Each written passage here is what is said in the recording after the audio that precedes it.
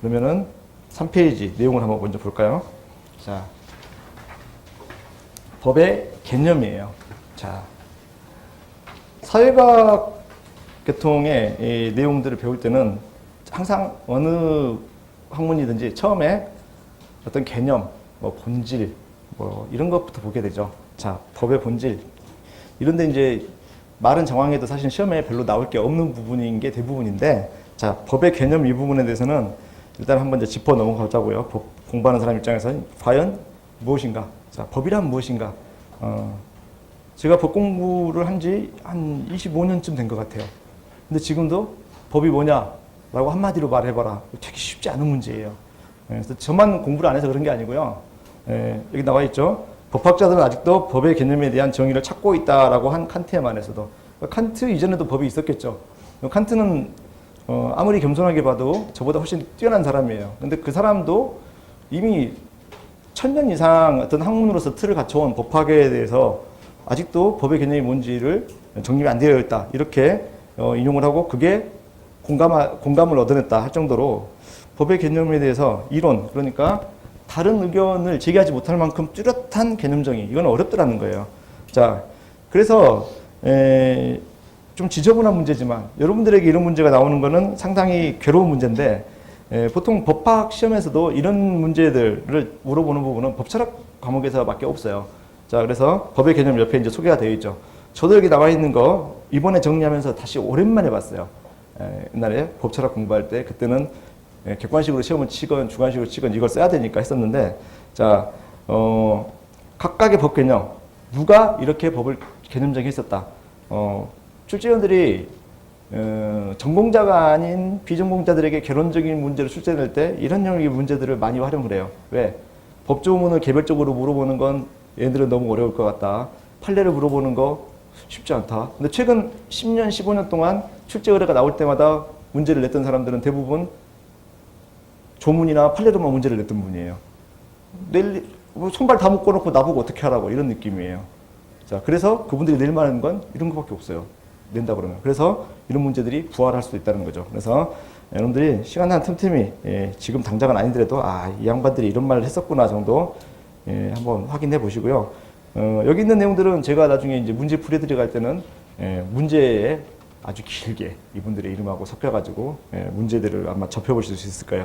자, 그래서 법 개념은 굉장히 정의하기 어렵다.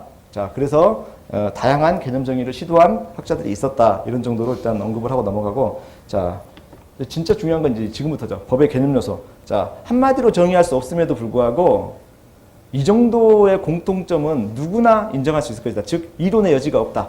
여기에 대해서는 누가 토를 달지 않을 거다라고 할 정도로 정립된 내용들. 자, 이걸 정리해보자는 거죠. 자, 그래서 법은 일단 사회규범이다라는 말을 써요. 자, 여기까지 나온 말 중에서는 여러분들이 모를 만한 내용이 없어요. 자, 근데 여기에 지금 인정법이란 말이 나오는데, 자, 본의 아니게 한자를 동원할 수밖에 없어요. 인정법은 사람이 만든 법이다라는 뜻이죠. 사람이 정한 법. 우리가 인정을 한자로 쓰지 않으면은, 저 사람 인정이 많다, 이럴 때 그 인정인지 헷갈리잖아요. 그래서 어쩔 수 없이 본의 아니게 한자를 써야 돼요. 여러분들이 지금 보고 있는 교재에는 한자가 별로 없어요. 저는 동음이어거나 어휘를 착각할 것 같은 거 외에는 한자를 가급적 쓰지 않았어요.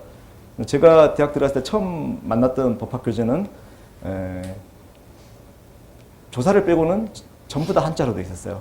그래서 저는 좀 한자에 좀 자신이 있는 편이어서, 이과 출신이라고 말씀드렸는데 왜 한자에 자신 있냐 이렇게 또 의문을 가질 수 있는데, 자잘한 것 하자면은 저는 어렸을 때 한글보다 한자를 먼저 배웠어요. 서당에서 교육을 받았어요. 청학동 출신 아니에요. 청학동 아니어도 좀 뼈대 있는 그런 집성촌에는 그런 전통이 있었어요. 제가 저희 그 서당의 스승님의 마지막 제자예요.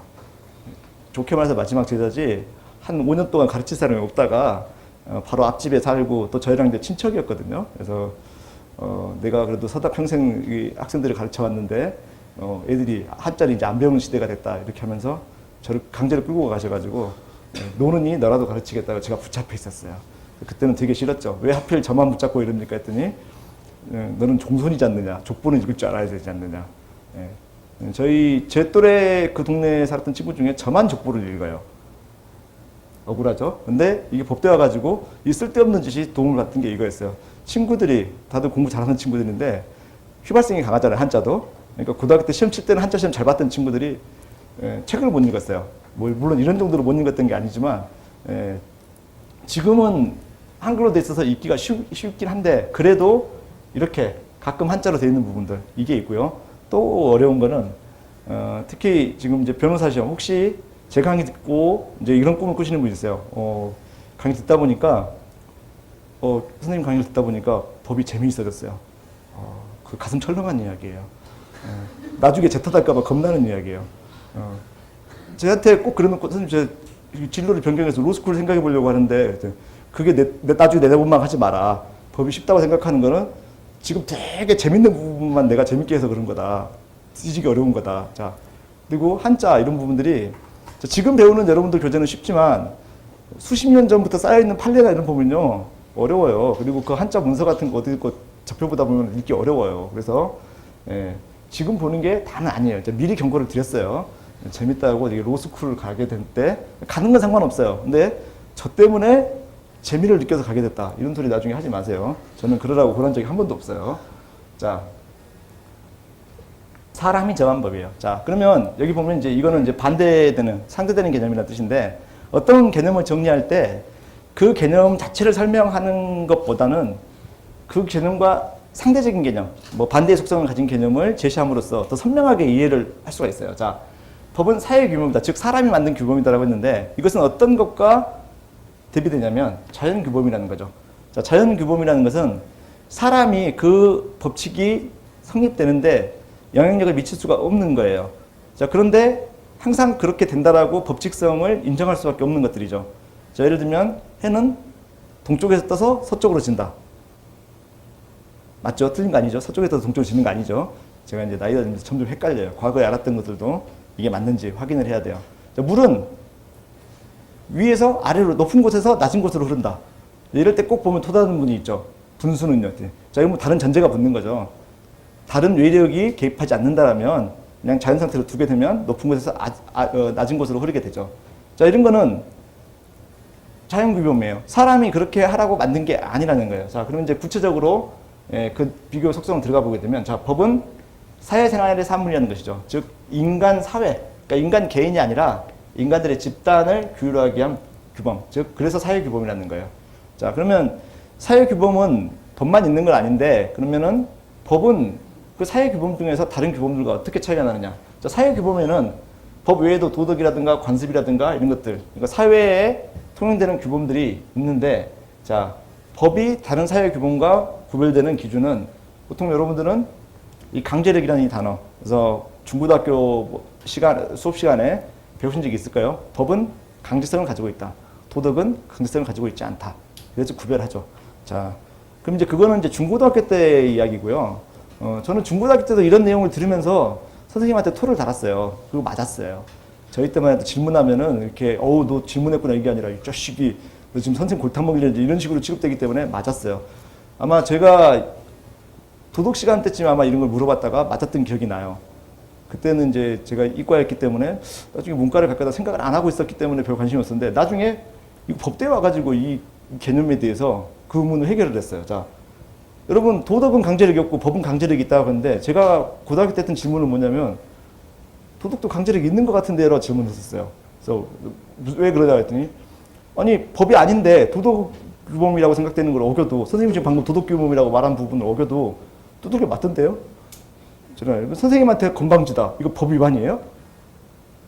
수업 시간에 눈 똑바로 떴다, 졸았다 뭐 이런 거. 법 위반은 아니죠. 교칙이다. 교칙이 법은 아니잖아요. 자, 근데 맞았어요. 맞는 건 강제력이 아니에요? 강제력이 아닌가요? 그건 사랑인가요? 맞았잖아요, 분명히. 자, 근데 선생님이 그걸 대답해 주니 그냥 이 자식이 매번 너는 이런 식이야 하면서 막 시계를 푸시더라고요. 이게 시계까지 풀어야 될 일인가에 대해서는 의문스러운데 맞았어요, 그때. 그래서 때리다가 이 자식이 공부도 못하는 게 때리다가 제가 공부를 못하게 생겼었어요. 지금은 그래도 좀 지적인 유머가 된 거고 당시에는 머리를 이렇게 짧게 깎았는지 모르겠는데 머리 이렇게 자주 이발하는 게 귀찮아서 빡빡 밀고 다녔어요.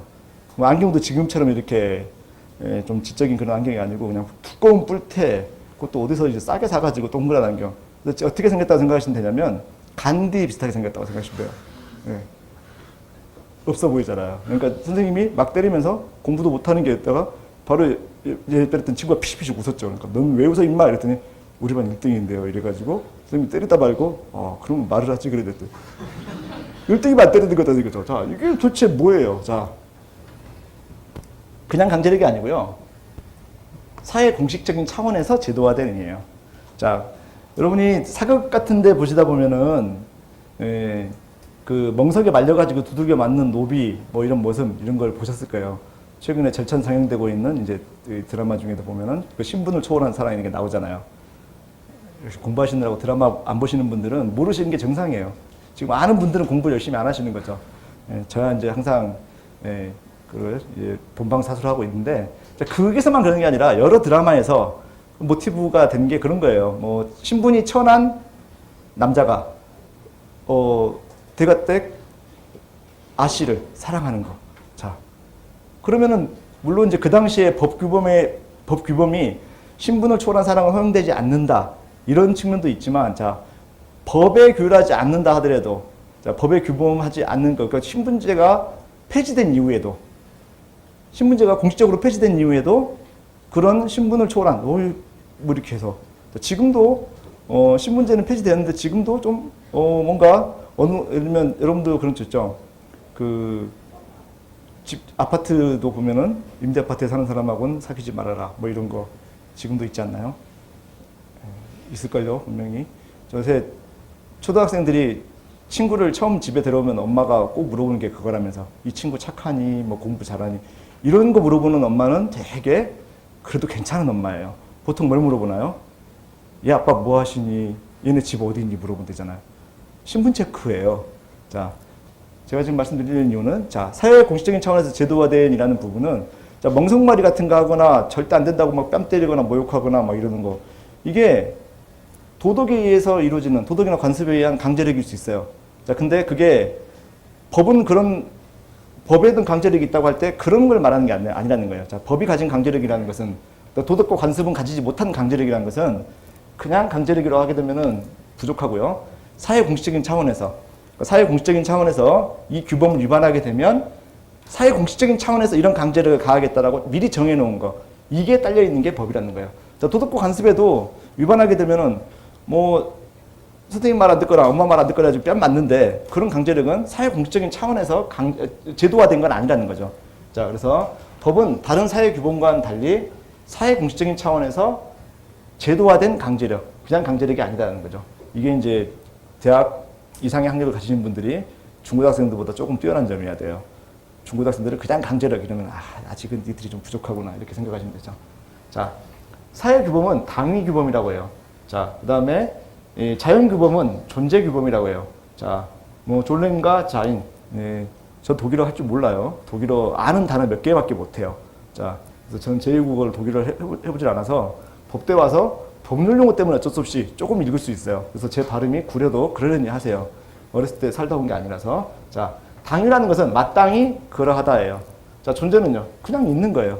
자, 사회규범은 당위규범이라고 해요. 자, 마땅히 그러해야 된다는 것이죠. 자, 마땅히 그러해야 한다. 이 말은요, 옳다 그르다라는 가치 판단이 전제된 거예요. 자, 마땅히 그러해야 한다는 이야기는 그렇게 하지 않으면 옳지 않다는 이야기예요. 즉, 가치 판단이 전제된다는 것이죠. 이 가치는 누가 판단하는 거예요? 사람이 판단하는 거예요. 그 사람 혼자 판단하는 게 아니고 그 사회, 사람이 속해 있는 사회가 공유하는 의식이에요. 이렇게 하는 것은 옳지 않다. 그러니까 마땅히 이래야 된다는 거죠.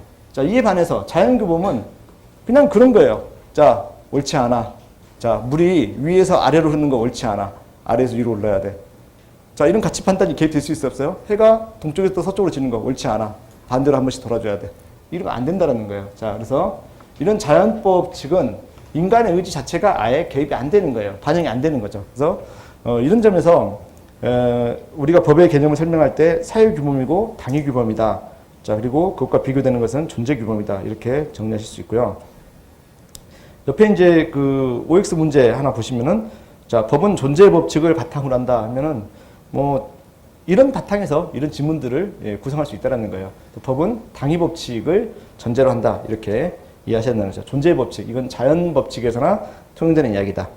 자, 그다음에 이제 법은 행위 규범이다라고 됐는데, 자, 행위 규범은 자 어떤 거냐면은 수명자. 이게 줄 숫자예요, 받을 숫자예요?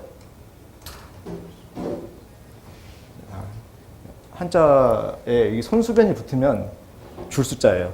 주는 거예요.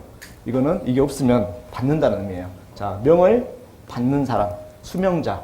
명을 받는 사람. 그러니까 그 규범에 적용을 받는 사람. 그 규범을 지켜야 될 의무가 부과된 사람. 이 사람이 수명자예요.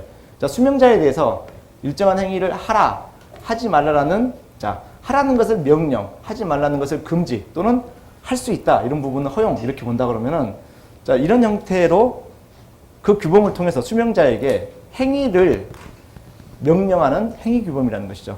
자, 그래서 여러분들에게 예, 그런 예를 하나 들어보자면, 특히 이런 행위 규범이라는 부분을 예, 뚜렷하게 들어볼 수 있는 게 형사법적인 어떤 처벌 조항 같은 거예요.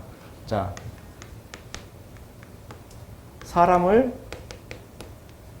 자, 살해한 자, 이렇게 해가지고 사람을 살해한 자는 안 적으셔도 돼요.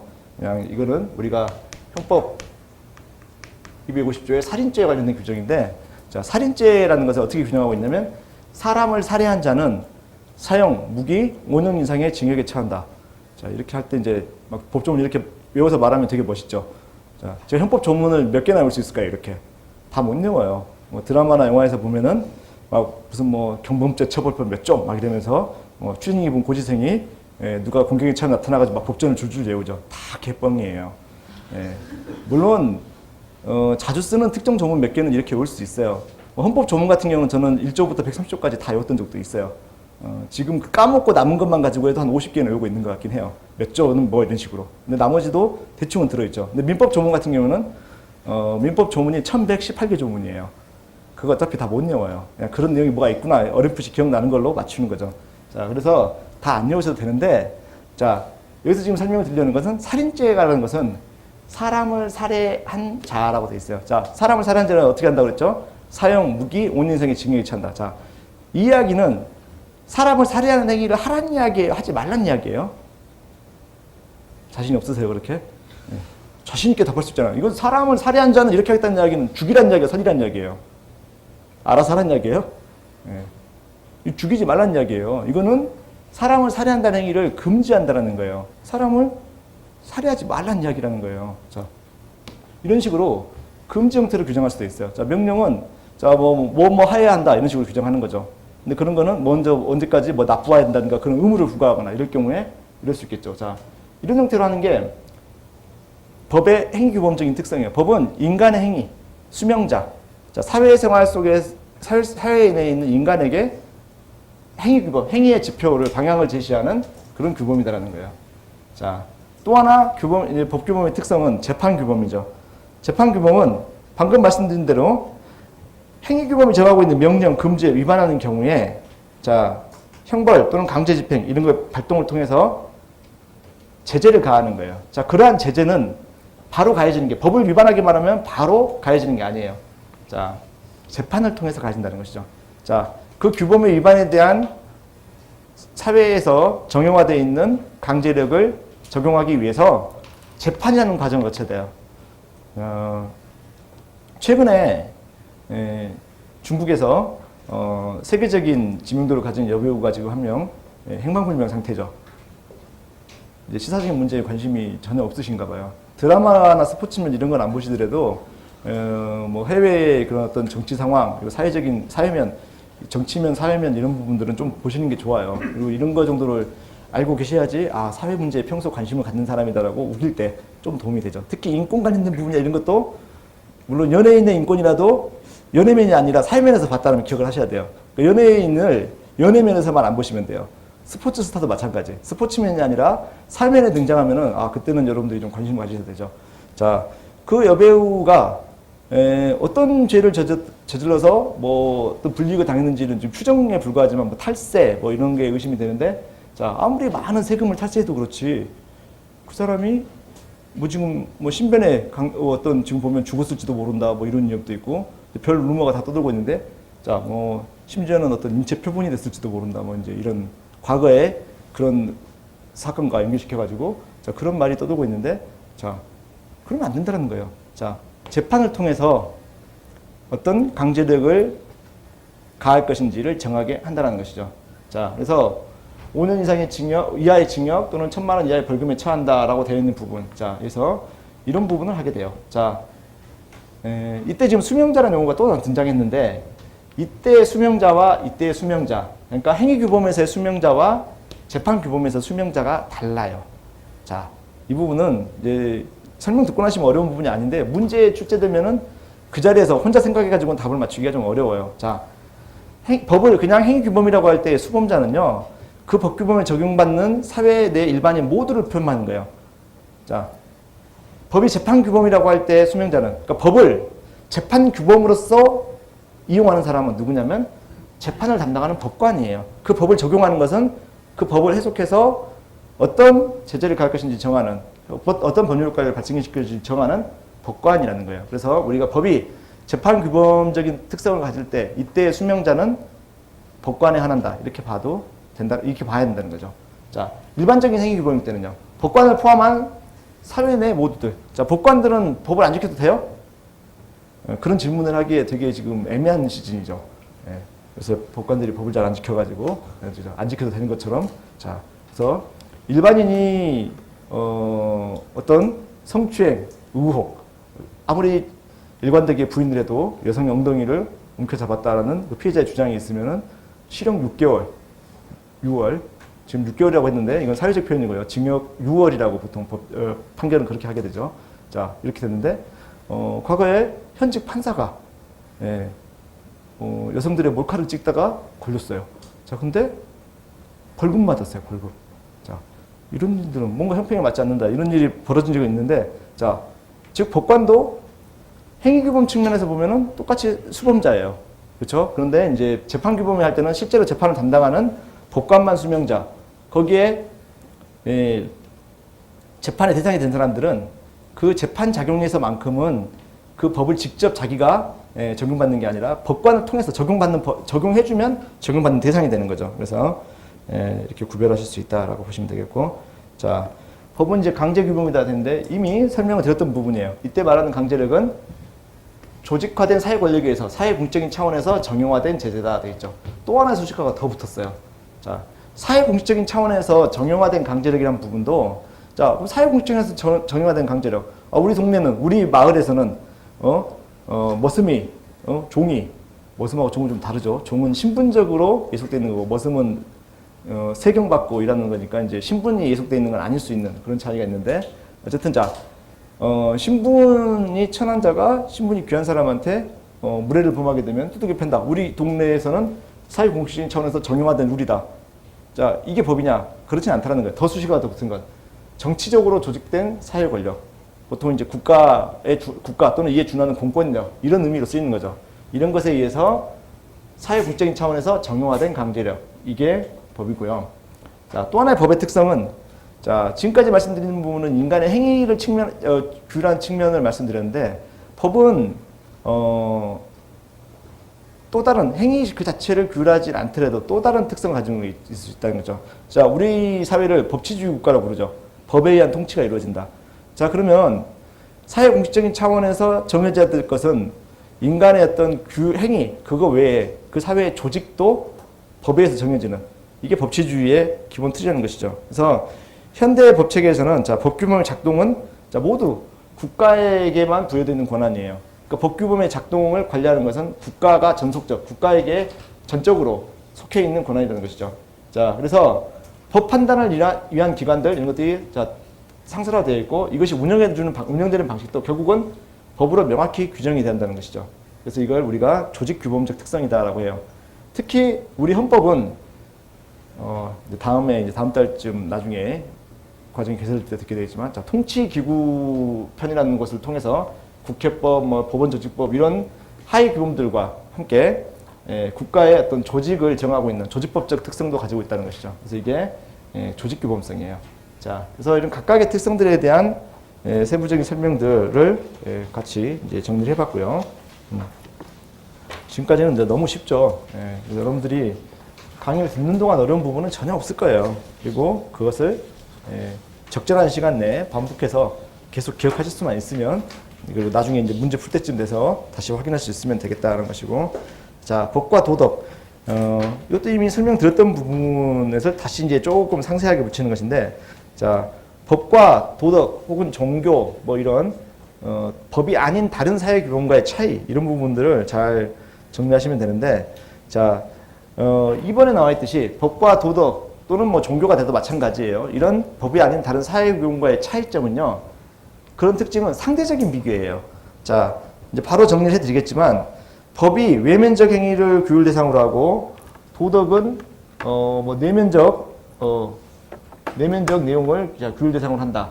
자, 이런 말을 하게 되는데, 자, 이렇게 이게 칼로 두부를 자르듯 아주 선명하게 나눌 수 있는 건 아니에요. 자, 법도 외면적인 부분을 규율한다고 했지만 내면적인 부분을 변수로 고려하기도 해요. 자, 그래서 이건 상대적으로 법이 다른 규범에 비해서 상대적으로 내면적인 요소보다는 외면적인 부분의 평가에 규율 대상으로서 치중한다라는 상대적인 비교인 것이지, 어떤 경우에도 법은 내면적인 부분은 규율 대상으로 하지 않는다, 이런 의미는 아니라는 거예요. 자, 예를 들자면 내면의 의사라고 할 수 있는, 자, 고의나 과실, 자, 선의 악의, 이런 것도 법에서의 평가 대상이 된다는 거예요. 자, 고의나 과실, 이게 무슨 말이냐면, 자, 고의는 일부러 했다는 이야기예요. 자, 과실은 어떤 행위를 하는 데 있어서 실수가 있었다는 이야기예요. 그러니까 이거 정확히 법적인 개념으로 하자면 좀 더 상세히 설명을 드려야 되는데, 물론 우리가 이제 뒤에 형사법 파트에서 조금 더 상세하게 들어가긴 할 거예요. 고의론만 가지고도 한 학기 내내 강의가 가능해요. 저는 안 되지만 이제 형법 교수님들은 가능해요. 물론 저도 작정하고 하면은 한두 달은 가능할 것 같아요. 지금 따로 공부 안 하고도. 근데 이 고의론만 가지고도 논문이 최소 수백 편일 거예요. 우리나라에 나온 논문만. 자, 그 정도로 양이 많은데, 일단 쉽게 말하자면 일부러. 자, 과실은 실수가 있는 거예요. 자, 어떤 행위를 하는 데 있어서, 자, 이왕 제가 이제 예를 드는 김에, 자, 저는 이제 살인죄 가지고 계속 예를 들 거예요. 아까 형법 제250조 살인죄, 사람을 살해한 자는 사형무기 5년 이상의 징역에 처한다라고 되어 있는 그 부분, 그 죄를 보자 그러면은, 자, 인간이 생각할 수 있는 가장 전형적인 범죄 행위예요. 사람이 누군가를 죽이는 행위. 자, 제가 누군가를 죽였어요. 자, 근데 그 죽일 때 제가 미리 저놈이 나를 열받게 했었으니까 내가 이놈을 아주 잔인한 방법으로 죽일 거야 해가지고 미리 계획적으로 죽일 의도를 가지고 죽인 거. 자, 이런 경우가 고의예요. 자, 과실은요, 죽일 생각이 전혀 없었어요. 근데 제가 주변에 아무도 없는 줄 알고 진검 칼에 이제 그 한 1m짜리 장검에 나를 싹 세워가지고 대도 않는 검수를 밤에 혼자 하겠다고 올라가서 막 검수를 연습을 하는 거예요. 근데 하필이면 까만 옷을 입고 지나가던 흑인이 제 옆을 스쳐 지나가는데 눈을 깜빡이는 순간 제 칼에 스친 거예요. 자, 그럼 제가 일부러 죽인 건 아니죠. 자, 근데 못 봤어요. 자, 이런 게 실수예요. 아니, 주변에 위험한 물건이 휘두르고 오르면 주변에 누가 오는지 들어봐야 될 거 아니야. 자, 근데 까만 옷을 입고 흑인이 오는데 하필이면 제가 이렇게 돌리는 순간 눈을 감고 이렇게 눈 깜빡이는 순간이면 안 보이잖아요. 자, 이런 주의 의무. 그러니까 그러면 이때 너는 귀머거리냐?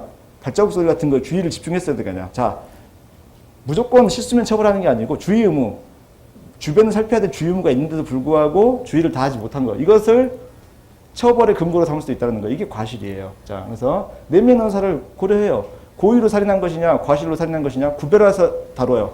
자, 그래서 일반적으로 형법에서는요, 고의로 범죄를 저지른 경우만 처벌을 해요. 이게 고의범을 처벌한다는 게 원칙이에요. 과실범은요, 원칙적으로 처벌하지 않아요.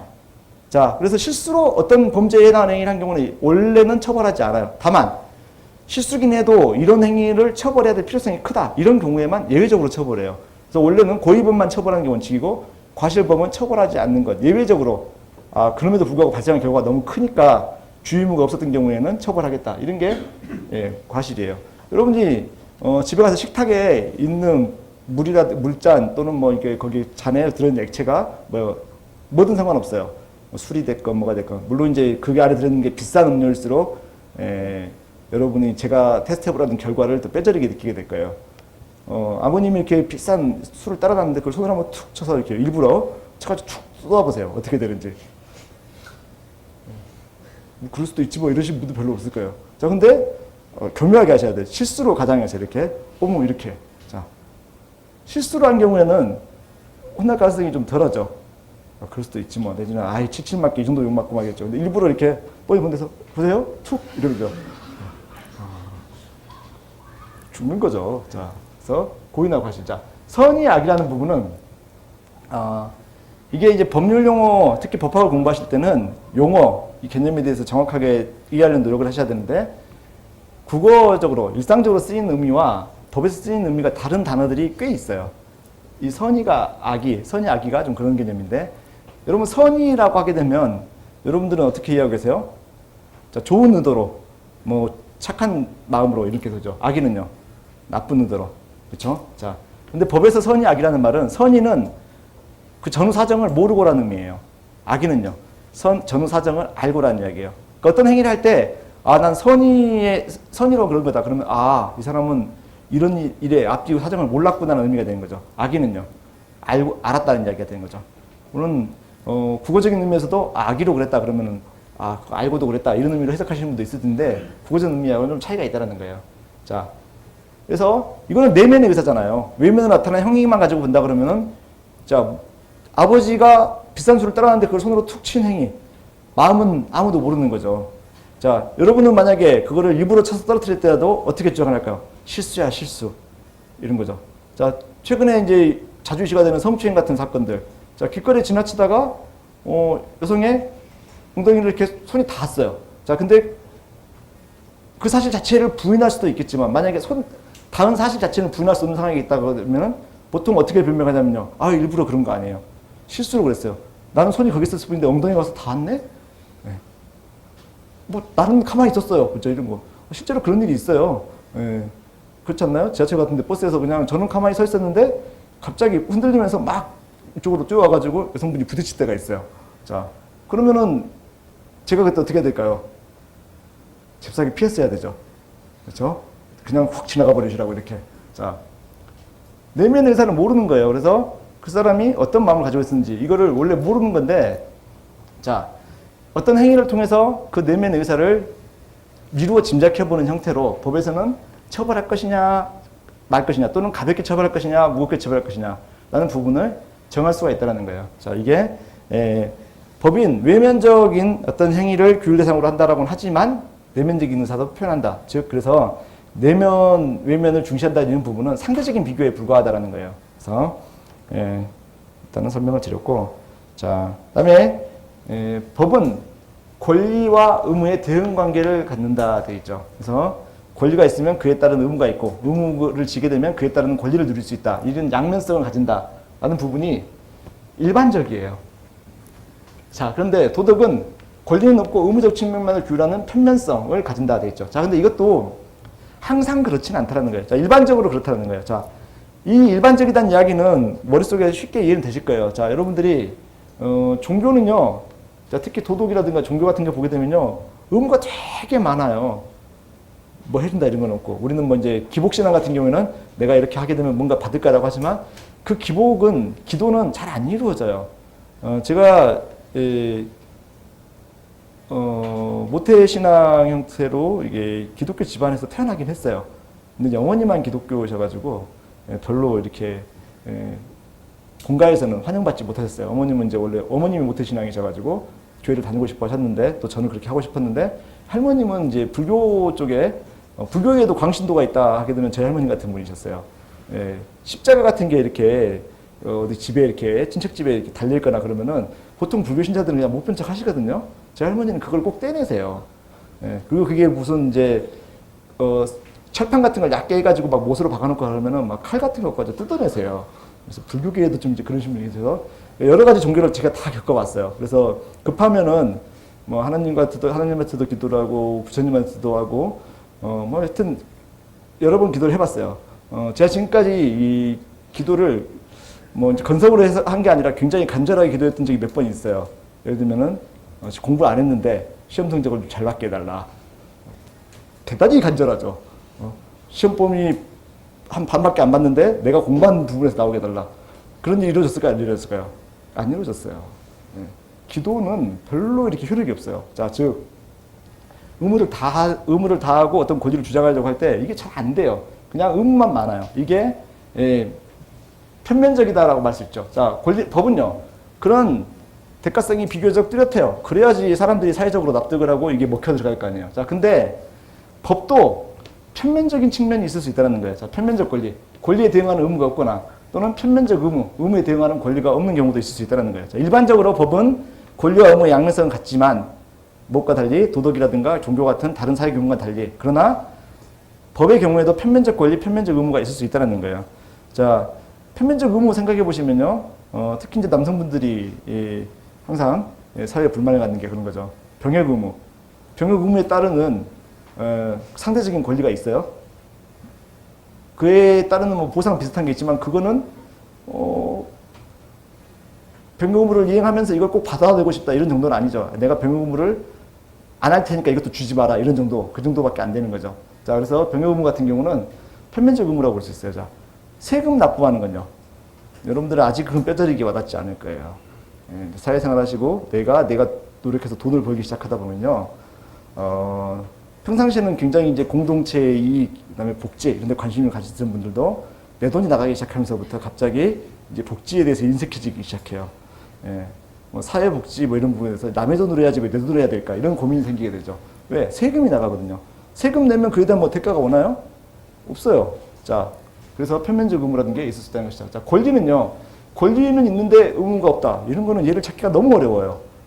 권리는 인정하면서 의무는 주지 않는다. 이런 건 이제 사법상의 계약 같은 경우에 편면적 권리 이런 게 있는 게 강자와 약자를 구별해 가지고 약자를 유리하게 하기 위해서 약자에게는 권리가 보장되지만 강자에게는 이 약자에게 보장되는 권리에 상대하는 만큼 자신의 권리를 주장할 수 없게 하는 어떤 편면적으로 유리하게 맺어주는 계약. 예를 들면 부동산 임대차 계약 같은 걸 할 때 최단 기간에 대해서 2년을 주장할 수 있게 누구한테 임차인, 그러니까 집을 빌리는 세입자한테는 2년을 주장할 수 있게 하는 권리를 줘요.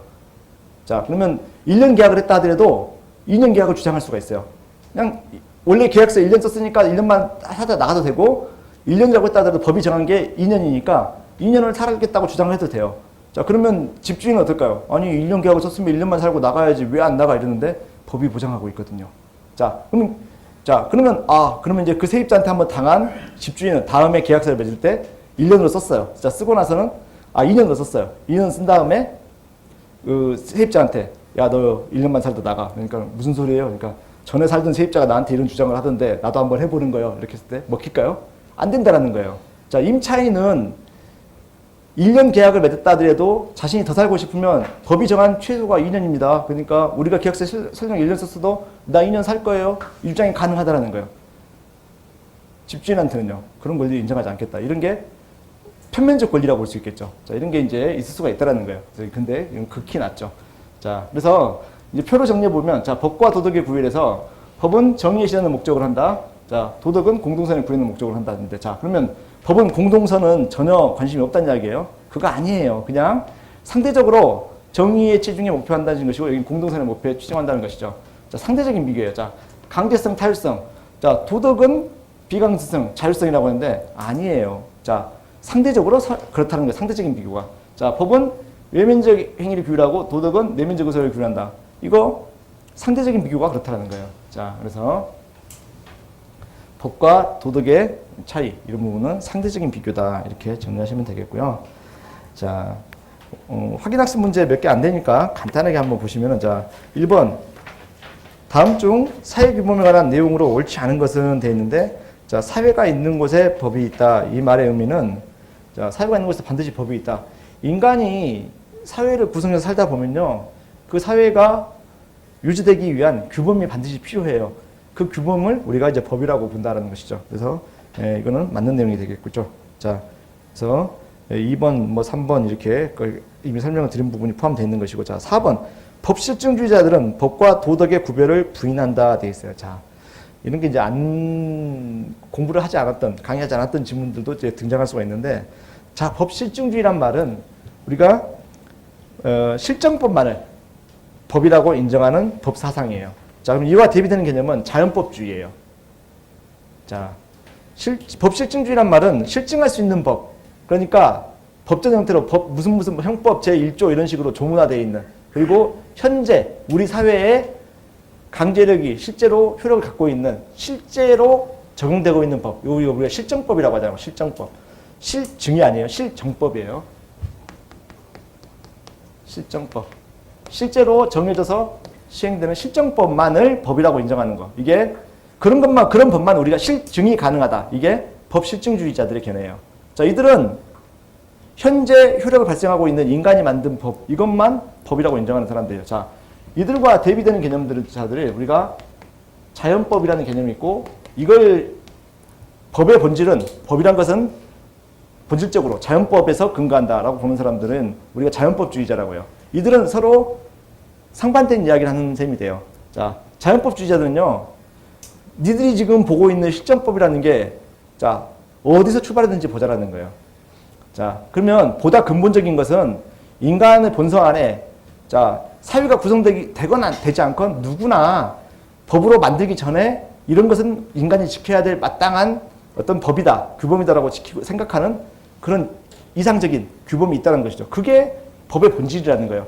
실정법은 이 본질에 해당하는 부분을, 이게 원래 모델이면, 이렇게 모델이 저기 모나리자가 있으면 그걸 따라 그린 그림에 불과하다는 거예요. 이게 더 법의 본질에 가깝다고 생각한다는 것이죠. 그러니까 둘 다 그럴듯한 이야기들이에요. 근데 법실증자들은 일단 법과 도덕의 구별을 부인한다 돼 있는데, 자, 법과 도덕의 구별을, 자, 언제 어디서나 존재하는, 자, 보편적인, 자, 자연법 사상, 이것과 대립되기에, 자, 법과 도덕을 엄격하게 구별하는 사상이라는 거예요. 자, 이해되시죠? 그래서 법실증자들은 법과 도덕, 그러니까 자연법과 그렇지 않은 것을 엄격하게 구별하는 입장이라면, 자연법론자들은 실정법 니들이 어디서 나온 건데 자연법에서 나온 거야. 그러니까 니들이 자연법이 더 본질적인 것이고 실정법은 사실 자연법의 아류이기 때문에 그 안에 포함된 거야. 이렇게 볼 수 있는 견해라는 것이죠. 이해가 되시죠? 자, 이렇게 이해하시면 돼요. 자, 자연법과 실정법은 끊임없이 대립돼요. 지금도 고대부터 지금까지 계속해서 고민되어 오는 영역이고, 그러니까 어느 쪽 하나가 완전히 옳고 어느 쪽 한쪽이 완전히 틀렸다라고 정하기 어려운 내용이에요. 왜? 여러분들에게도 물어볼 때, 자, 여러분이 생각할 때 시대를 막론하고, 인간이 사회를 구성해서 산 일에 시대를 막론하고, 아무도 이론의 여지 없이 명백히 이건 범죄다라고 정할 만한 행위가 뭐가 있을까 한번 생각을 해보자고요. 자, 계속 예를 드는 건 살인죄야 되겠죠. 살인죄. 사람이 다른 사람을 죽이는 행위. 자, 이 행위는 동서고금을 막론하고 법에 의해서 처벌받아야 되는 사안이다. 이런 생각에 동의할 수 있으세요? 다른 생각이 드시는 분. 자, 근데, 사람을 많이 죽였는데 칭송을 받기도 해요. 전쟁 때. 그쵸? 칭송받기도 하잖아요. 그러니까, 시대를 막론하고 상황을 막론하고 언제나 이런 행위는 처벌받아야 된다. 이런 법, 즉 자연법. 이게 과연 존재하느냐. 이런 데에 대해서 실정법론자들은 그런 건 없지. 심지어 가장 명백한 범죄라고 할 수 있는 살인마저도 여러 가지 예외를 또 시대에 따라 다를 수도 있다는 거예요. 자, 지금은, 자, 이번엔 전제를 많이 달아가지고, 자, 전쟁이 아니에요. 평시에, 여러분이랑 제가 서로 싸우다가, 또는 제가 죽는 걸로 하죠. 제가 이분을 죽이면 안 되니까. 제가 죽었어요. 자, 그럼 이분을 처벌해야 되겠을까요? 안 해야 될까요? 고민되는 문제예요, 그게. 죽여야죠. 제가 죽었잖아요. 처벌해야죠. 자, 근데, 자, 평시라는, 전시는 예외가 있었으니까 전시라는 조건은 배제했단 말이에요. 평시라고 했단 말이에요. 자, 근데 시대 상황을 한번 바꿔보자고요. 이분은 왕족이에요. 좋죠, 일단. 예를 그렇게 드는 거예요. 그렇다는 근거는 전혀 없어요. 이분은 왕족이었다는 근거는 없어요. 제가 차라리 왕족이었을 가능성이 커요, 혈통상. 네, 자. 근데 가정을 해보자고. 저는 노예예요. 자, 근데 귀족, 왕족이 그냥 어떻게 하다 보니까 실수를 이렇게 했는데 죽었어요. 자, 처벌해야 돼요, 안 해야 돼요? 지금 기준이면 신분제도가 없어진 사회에서는 당연히 처벌해야 한다죠. 과거에는요. 노예가 죽었어? 어떻게 하다 죽었어? 아깝네. 얼마 주고 산 거야? 이렇게 될 수 있죠. 하나의 재산으로 치고야 돼. 자, 그래서 실제법론자들은 자연법이 론자들이 주장하는 동서교금을 막론하고 언제나 누구나 지켜야 될 그런 모델이 되는 그런 이상적 규범이라는 게 도대체 뭐가 있냐. 예를 들어봐 했을 때 글쎄요 이럴 수 있다는 거예요. 왜? 인권의식마저도 변하거든요. 자, 자연법론자들이 주장하는 것 중에 야 우리가 사회 발전을 이끈 건 자연법이야. 자 이런 이야기를 하면서 어떤 이야기를 하냐면 자 인간은 누구나 평등하다. 그래서 그런 관념에서 실정법이 노예제를 인정한다. 실정법이 이 자연법을 근거로 더 나은 사회를 구현하기 위해서 노예제를 폐지하지 않았느냐 이런 주장을 펼쳐요. 자 그때 실정론자들은 이제 코를 후면서 얘기하죠. 수천 년 전 인류 역사상 대부분 동안 노예제도가 인정될 때 자연법론자들이 노예제를 반대한 적이 별로 없을걸? 라고 하는 거죠. 실제로 그랬거든요. 왜냐면 노예제도가 이렇게 우리 지구 전반에 폐지되기 전까지 수천 년간 자연법이라는 걸 신봉하는 사람들도 노예제도는 자연법에 반하니까 인간은 누구나 평등하니까 노예제를 두면 안 되라고 주장하지 않았어요. 그렇죠? 그렇게 보면은 니들이 항상 이데아적인 상황을 그려놓고 있으니까 우리가 따라간다. 그것도 그렇지 않을걸? 이라는 주장이 가능해요. 자, 그래서 일단 우리는 이제 그런 논쟁을 깊이 들어갈 필요는 없고 자연법은 대신 그래도 이제 우리가 인정할 수밖에 없는 것은 현행법이 발전해야 될 모델, 나아가야 될 지향을 가르칠 때 인간이면 모름지기 지금의 현실보다 더 나은 미래를 지향해야 되고 그럴 거면 이렇게 바꿔야 돼. 이런 개정의 방향을 제시하거나 할 때 자연법의 역할은 여전히 유효하다는 것이죠. 자, 지금 노예제도가 인정되는 것보다 노예제도를 폐지하는 게 옳다라는 부분에 동의했을 때 노예제도를 폐기하는 방향으로 나갈 때 어떻게 규범을 짤 것이냐. 이 이상적인 규범의 방향을 제시하는 게 자연법일 수 있다는 것이고 자, 남녀가 차별이 없어야 된다. 자, 과거에 비해서 남녀 차별에 인정하던 사회제도를 폐지해야 된다. 이런 방향을 제시하는 것도 자연법일 수도 있다는 거예요. 즉 그래서 실정법의 개정 방향을 제시하는 지표로서 이상향으로서의 기능은 여전히 가질 수 있다. 그러나 완벽한 자연법 이런 거는 개념은 인정하기 어렵다는 것이죠. 자, 2번에 나와 있는 거 사람을 살해한 자는 사형무기 또는 5년 이상의 징역에 처한다는 형법의 규정이 지니는 규범적 성격이 아닌 것을 했는데 자, 행위규범이죠. 사람을 죽이지 말란 이야기잖아요. 사람을 살해한 자는 죽이란 이야기구나. 이게 아니에요. 사람을 살해하면 처벌한다는 이야기는 금지한다는 이야기죠. 자, 행위, 금지규범이고요. 자, 강제규범이죠. 어기면 처벌하겠다는 이야기예요. 그 다음에 자, 5년 이상의 징역에 처하기 위해서는 재판을 거쳐야 되죠. 자, 사람을 죽이면 바로 사형, 무기, 5년 이상의 징역이 바로 주어지는 게 아니라 재판을 통해서 유죄 판결을 받고 그의 유죄 판결에 따른 형량이 적용이 선고가 돼야 되죠. 재판규범이죠. 조직규범은 아니에요. 예를 들면 뭐 행정각부에는 뭘 둔다 뭐 이런 어떤 행정기구에 관련된 게 아니기 때문에 조직규범은 아니다라는 것이죠. 자, 그리고 3번, 4번 같은 경우는 여러분들이 쉬는 시간이라 집에 가셔서 풀어보시는 걸로 하고 한 5분 정도만 쉴 거예요. 저는 쉬는 시간이 10분 아니에요. 5분 정도만 쉬었다가 지금 제 시계로 2분이거든요. 그러니까 5분, 저 시계로도 거의 똑같네요. 그러니까 5분 후에 7분에 수업을 시작하도록 하겠습니다.